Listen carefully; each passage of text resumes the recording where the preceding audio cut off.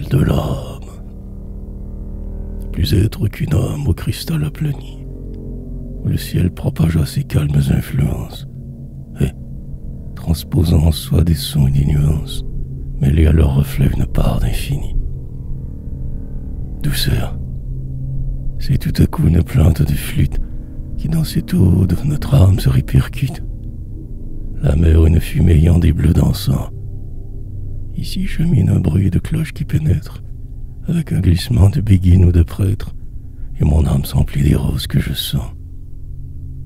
Au fil de l'âme flotte un chant d'épithalame, puis je reflète un pont debout sur des bruits d'eau, et des lampes parmi les neiges des rideaux. Que de reflets divers mirent au fil de l'âme. Mais n'est-ce pas trop peu?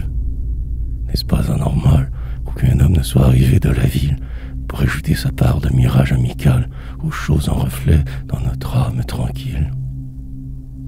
Nulle présence humaine et nul visage au fil de cette âme qui n'a reflété que des cloches.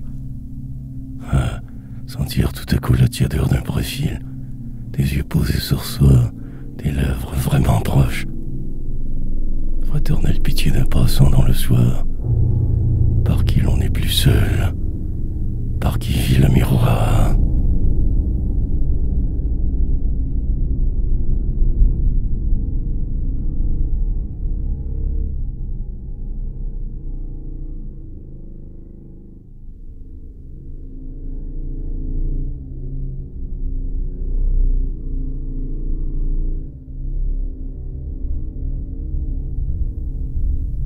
On dirait d'une ville en larmes se mirant, avec des peupliers sur les bords, soupirant, sans qu'on puisse savoir, par un subtil triage, si, dans l'eau qui gémit, c'est le bruit du feuillage, ou si l'eau se lamente avec sa propre voix. On dirait d'une ville aux innombrables toits. C'est triste, toutes ces fenêtres éclairées, au bord de l'âme, au bord de l'eau. Triste soirée. Triste ville de songe en l'âme sans cadran, qui pensivement porte un clocher et l'enfonce dans cette eau sans refus que son mirage fonce. Et voici qu'à ce fil de l'âme le cadran fond et se change en un clair de lune liquide. Le cadran, or et noir, a perdu sa clarté. Le temps s'est aboli sur l'orbe déjà vide, et dans l'âme sans heure, où vit d'éternité.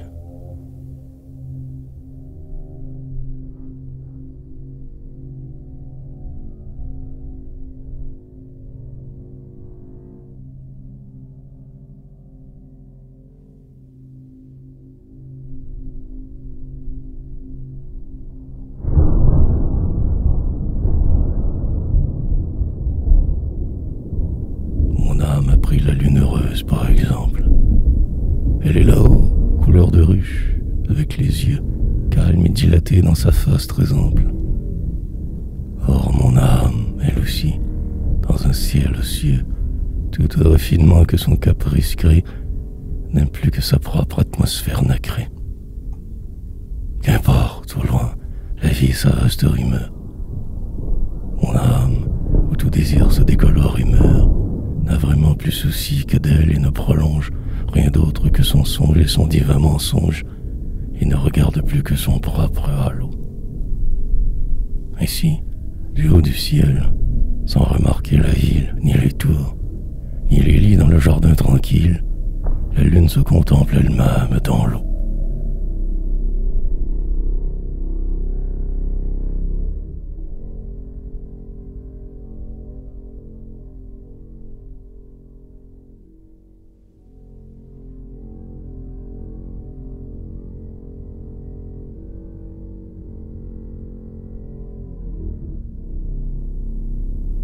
Mon âme est dans l'exil, plaintive et détrônée. Quel goût peut-elle avoir des ivresses d'ici, et de la fausse joie un peu carillonnée qui descend sur sa peine à travers l'air transi? Mais elle se console avec la vie en songe, la vie emmaillotée au lange du mensonge. Mon âme a trop souffert au chemin du réel, et s'en trouve à jamais comme en convalescence. C'est fini tout espoir, tout effort manuel, pour tirer de la vie un peu de renaissance, et vendanger soi-même, ainsi qu'on le voulait, quelques grappes encore de raisins violets. Les vignes sont en proie à d'autres que j'ignore. Déjà le vin fermente dans leur pressoir sonore, et pour moi désormais, terrain hostile et nu, la vie est un jardin d'épines et d'épis. Mais les rêves, du moins, sont le monde ingénu, où se réfugieront nos mains inoccupées. Qu'importe, au loin, la vie, et les appels des corps. Les liesses du cuivre inamourées sont brèves, et notre âme sait bien qu'il n'y a que les rêves, qu'on puisse aimer toujours comme on aime les morts. Les rêves, eux, du moins, sont une amitié sûre, joyau d'or, une lumière qui s'azure, éternelle et multicolore comme l'eau. Mais cela met en nous un trésor frais et beau. Ah, Seigneur, augmentez en moi cette richesse dont je suis à la fois le maître et le gardien. Et de rêves nouveaux, refaites-moi largesse, ô Seigneur. Donnez-moi mon rêve quotidien.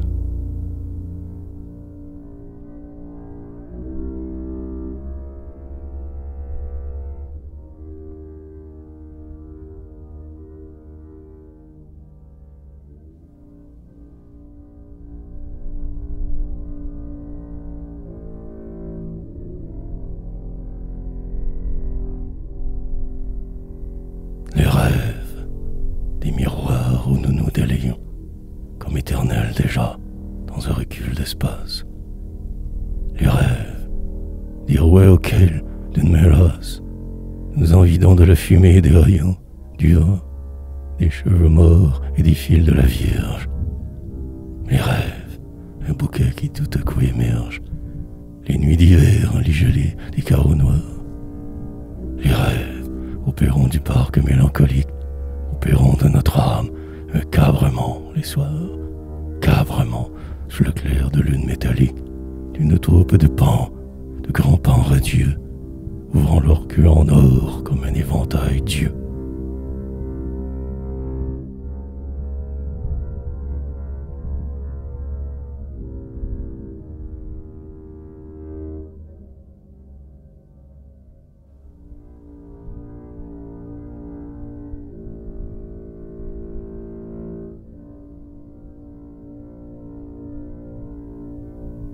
Les rêves sont les clés pour sortir de nous-mêmes, pour déjà se créer une autre vie, un ciel, où l'âme n'est plus rien retenu du réel, que les choses selon sa nuance et qu'elle aime. Des cloches effeuillant leurs lourds pétales noirs, dans l'âme qui s'allonge en canaux de silence, et des signes parés comme des reposoirs. Ah, toute cette vie, en moi, qui recommence, une vie idéale en des décors élus, où tous les jours pareils ont des heures de dimanche.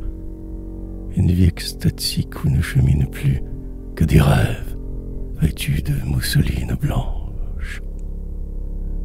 Or ces rêves triés ont de câlines voix, voix des cygnes, voix des cloches, voix de la lune, qui chantonnent ensemble et n'en forment plus qu'une, en qui l'âme s'exalte et s'apaise à la fois.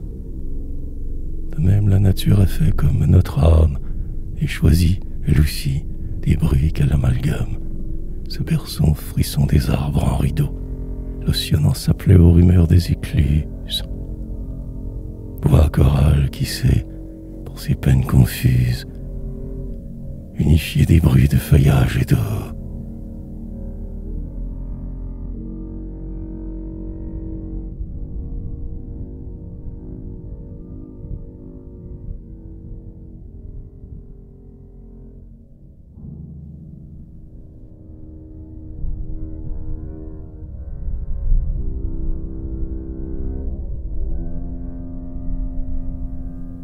Rien que des rêves doux et vagues, songeries, où l'on se laisse aller comme au fil d'un cours d'eau, quand du brouillard s'allonge en opaque rideau, que les fanaux du soir sèment de pierreries.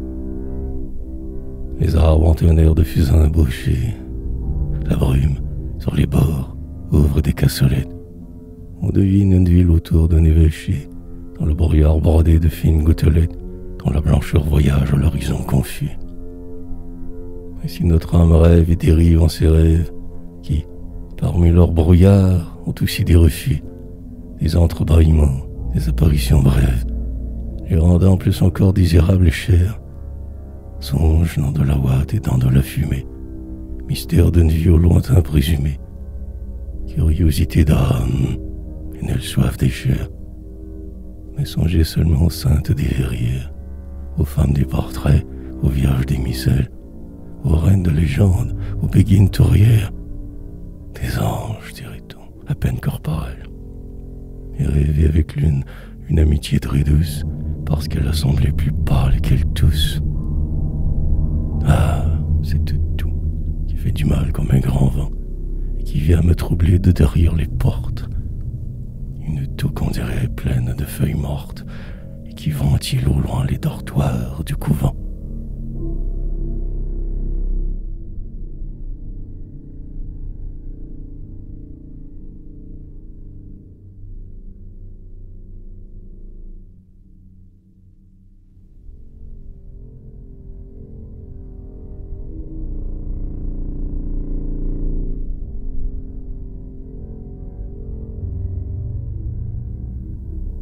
Mon âme dans le rêve a trouvé plus de charme, car tout effort s'achève en perles de sueur qui nous semblent offrant des couronnes de larmes.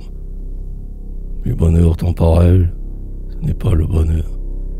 Et tout cela, sans joie et sans signifiance, qu'est-ce côté du rêve auquel je me fiance.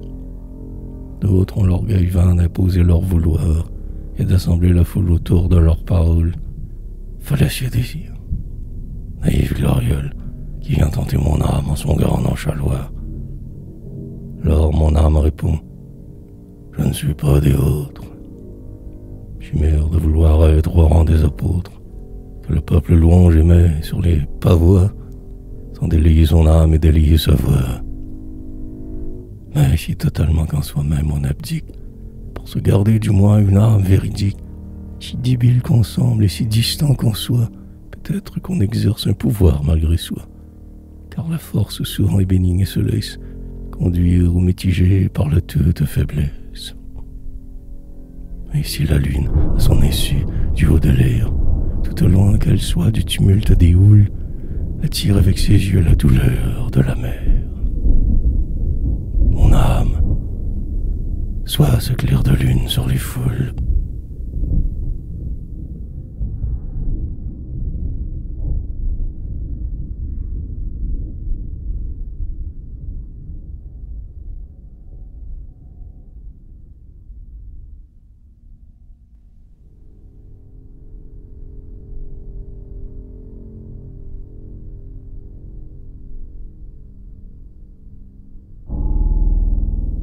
Aux vitres de notre âme apparaissent le soir des visages anciens demeurés dans le verre. Leurs souvenirs, malgré le temps, y persévèrent. Visages du passé qu'on souffre de revoir, front sans cesse pâli, lèvres déveloutées, yeux couverts chaque jour d'ombre surajoutés, qui dans la mémoire achèvent de mourir. Visage d'une mère ou visage de femme, qui jadis ont vécu le plus près de notre âme. Encore si l'on pouvait un peu les refleurir, ces faces dans le verre, à peine nuancées, et voir distinctement leurs traits dans nos pensées. Faces mortes toujours près de s'évanouir, et sans cesse émergeant, sitôt qu'on les oublie. Au fil de l'âme, en des détresses d'Ophélie, dont les cheveux de lion tenaient de rouille.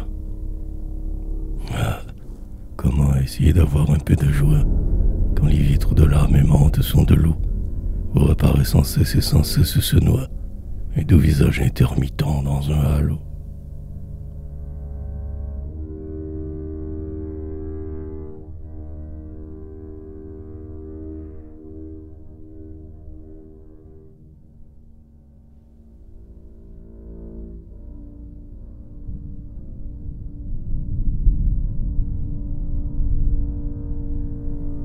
Combien de souvenirs anciens, combien de choses se dédorent en nous au limbe de l'oubli. Le missel ne sait plus la page où fut le pli. Le jardin ne sait plus où sont mortes les roses. Combien de souvenirs qui sont des pastels nus, portraits évaporés dont se brisa le verre, nous étant maintenant comme des inconnus où la mort du couchant seul se réverbère. Combien de souvenirs, mais si vite oubliés. La rivière bientôt diluant son eau triste, le reflet balancé des heureux peupliers. Ah, comme tout s'en va, comme rien ne persiste, comme tout cet amas en nous de vieux décors, pâlement restitue au fond de la mémoire un peu de la fierie en gaz rose et noir. Et comme l'air lui-même est oublieux des corps qui firent, dans des soirs éloignés, violence à la virginité pensive du silence. Mais l'air en garde à peine un souvenir osé. L'air est non moins guéri, non moins cicatrisé que de quelques blessures infimes d'Ariette. Comme tout se débranle, comme tout s'émiette.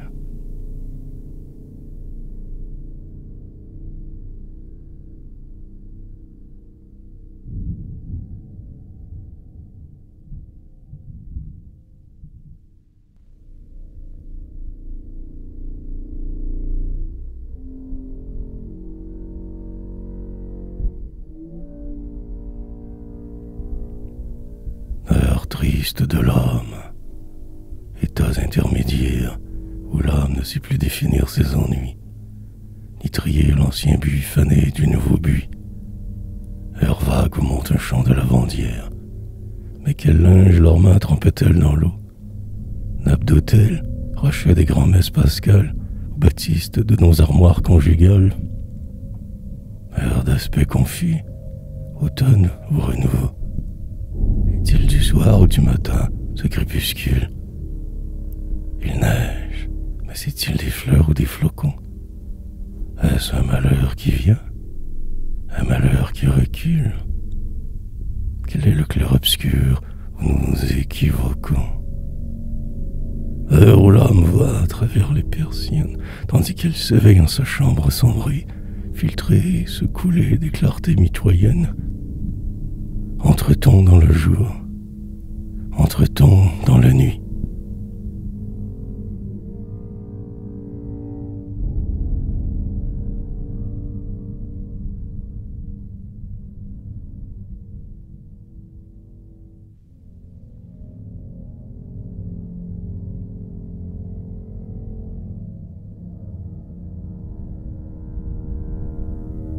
Heure trouble de l'âme aux multiples échos, où port des riens, peu de cloches dans la brume.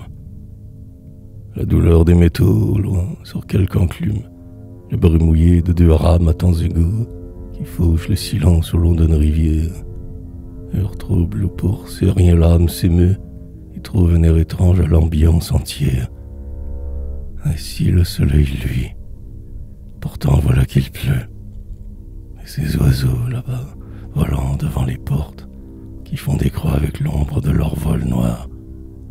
Le parfum qu'on croyait latent dans les mouchoirs hante comme un retour de l'âme des fleurs mortes. Tout devient nostalgique et commémoratif. Le jet d'eau raccourci prend la forme d'un if. La fumée, au-dessus du douteux paysage, doucement se déroule en langoureux tissu, où menace, dans l'air, un texte entreperçu. Et, dans la lune pâle, on a peur d'un visage.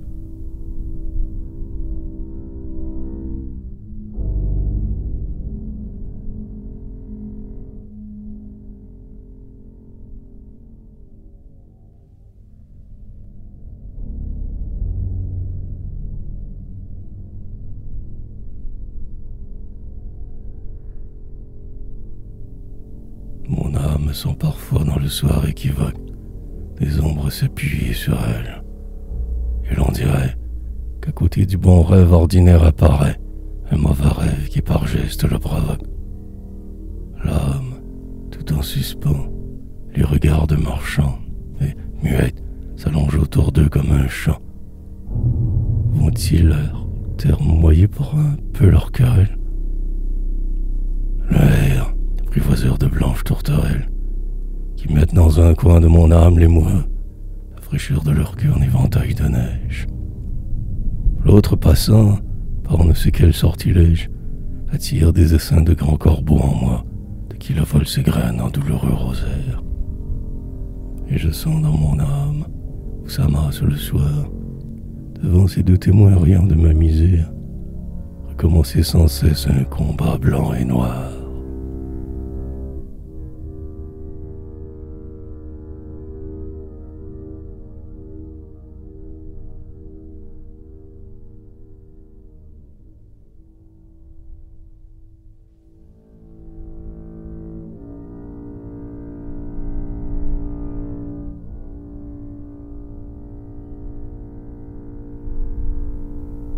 Sommeil remédié aux amers enchaleurs, sommeil remédié au mal qui nous arrive, et saint des nénuphars le front à la dérive.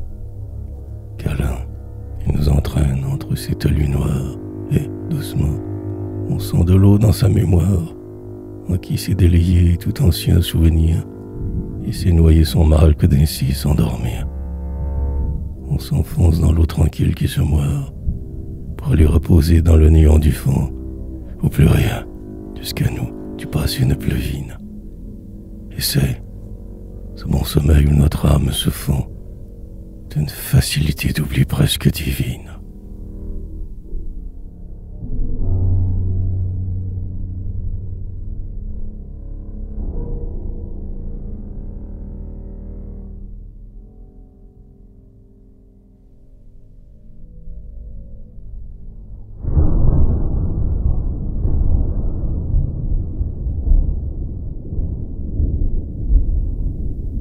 Les jours sont arrivés où dans l'âme il a plu, en une pluie interminable et monotone, l'âme souffrante à son équinoxe d'automne.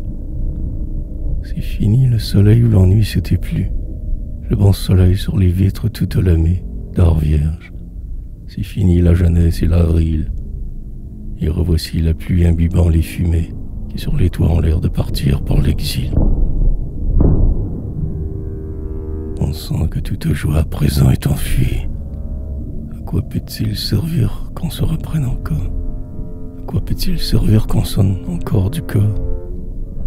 Le son exténué se traîne dans la pluie, et le son dans la pluie erre comme un radeau. Ah, cette pluie en nous, c'est comme une araignée qui tisse dans notre âme avec ses longs fils d'eau, inexorablement une toile mouillée. Sans cesse, cette pluie à l'âme, ce brouillard, qui se condense et fond en bruines accris, comme on a mal à l'âme, et comme il se fait taire, et l'âme écoute au loin plaviner dans ses rues.